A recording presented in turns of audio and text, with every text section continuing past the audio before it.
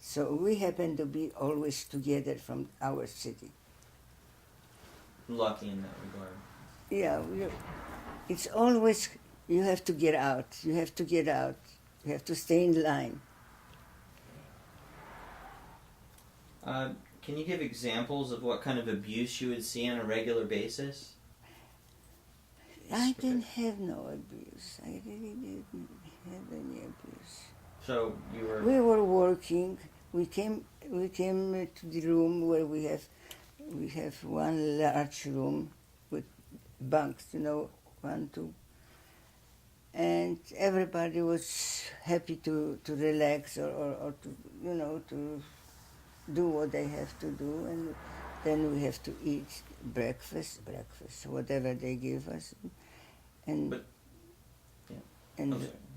in dinner, because we were working 8 hours, something like So that. no lunch? No lunch, no.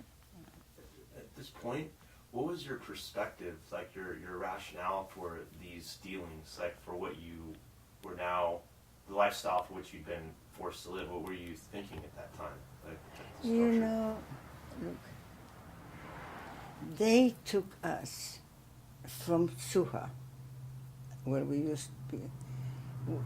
They sent my father, my mother, and my sister straight to Auschwitz. They're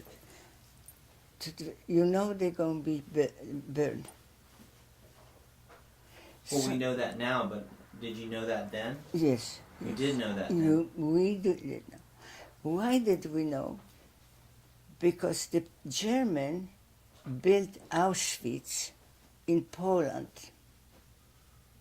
They knew that the best way to do the camps, the Auschwitz camp, was in Poland, because they were very anti-Semitic.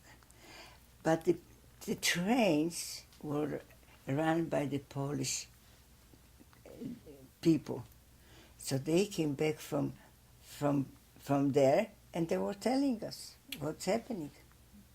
And as So the this, Polish conductors were telling you that? Yes. Was, okay. and as this progressed, did you see the deterioration of the Jewish authority, the hierarchy of authority, as the Jewish committee? Yeah, like the police force, that become less and less as the severity of these camps and treatment progressed? Was it? Well, I tell you something.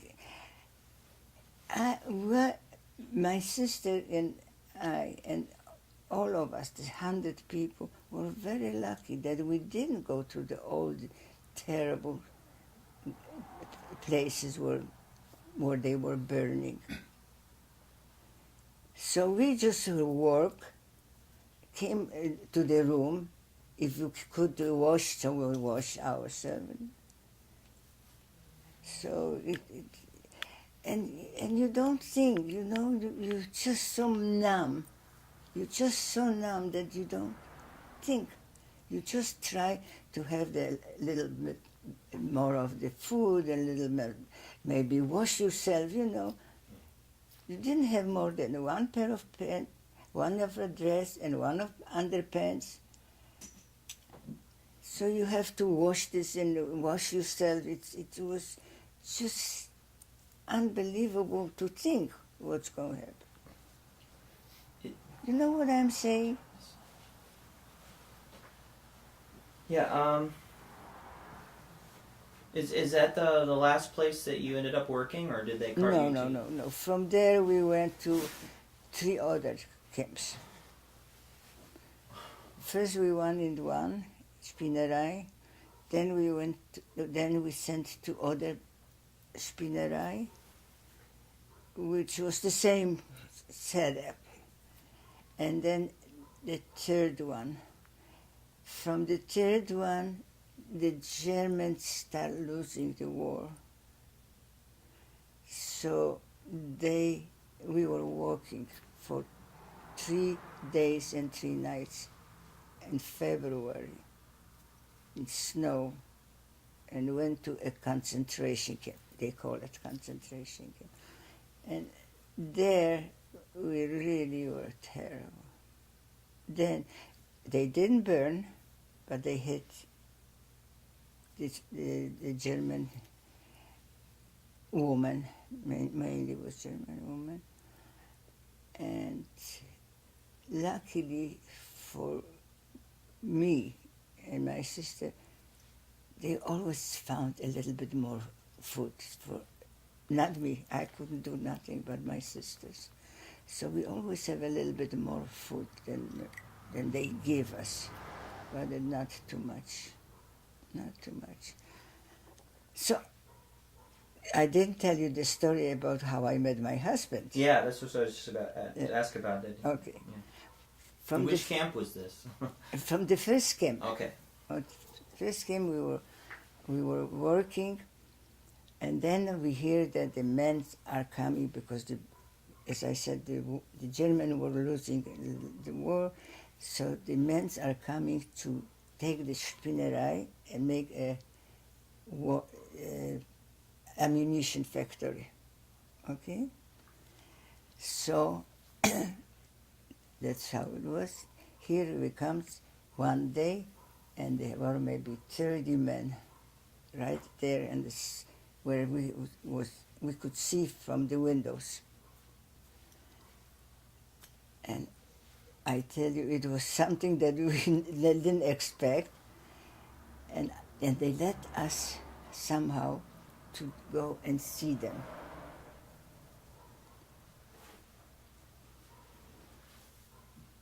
He described in the book. He describes all the women were lined up at the fence when they got off the bus or whatever. So. Well, it was not fence really. It was we could get out. If I remember correctly, maybe he didn't. Okay.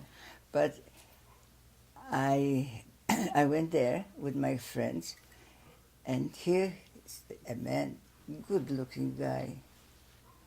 And I said to my friends, I said, you know, this guy, I'm going to get married. I'm going to marry. I didn't know who he was. I didn't know nothing. But we did meet.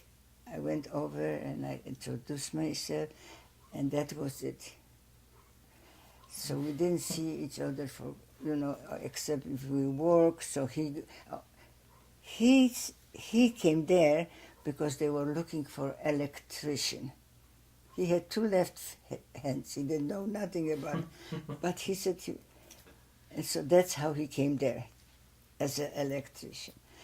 He was lucky because there was also a men's camp.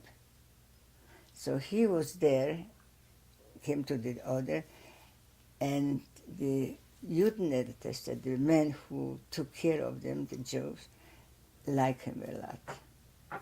So he let him come more often, that's how we start seeing each other. And, just through fans and whatever, somehow we got to know each other better. So I said to him, you know what, let's get engaged. So you popped the question. I probably. That's great. He said, you crazy? I said, what do we have to lose?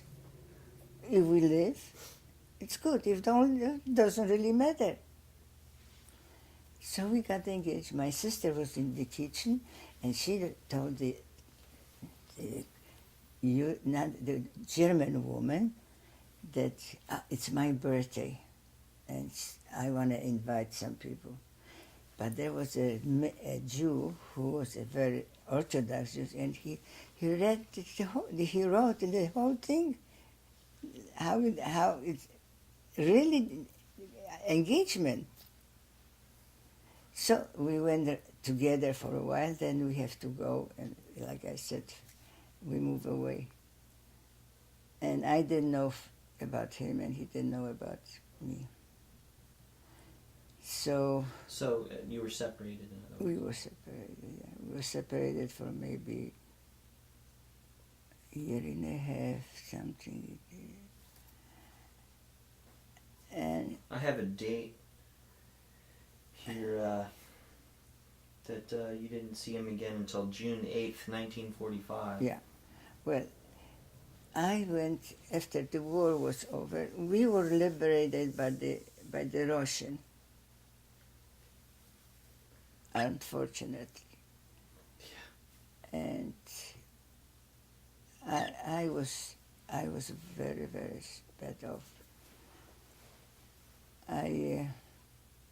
If not for that I love him so much and I wanted to be with him, I tried to stay alive. If not, I would have been dead a long time ago. I have lice in my clothes, not so much in my hair as in my clothes. And that is terrible. They eat you alive, you don't sleep, you don't eat. So I really was very, very bad off. Do they mark the skin? Or is it just an annoyance? They marked the skin was the bed bugs, but that is other story. But this was a lice. Like you have lice in the hair. Mm-hmm. So this not being able to wash yourself, not being able to do nothing, but one pair of pants, underpants, and one dress, and that's it. So you have to wear this every single day, the same thing, and live with it and sleep with it. And so, but I said, no, I have to live. Quick question. Yeah. Did you know that you were going to be separated? Yeah. How long did you know? I don't know how long, They were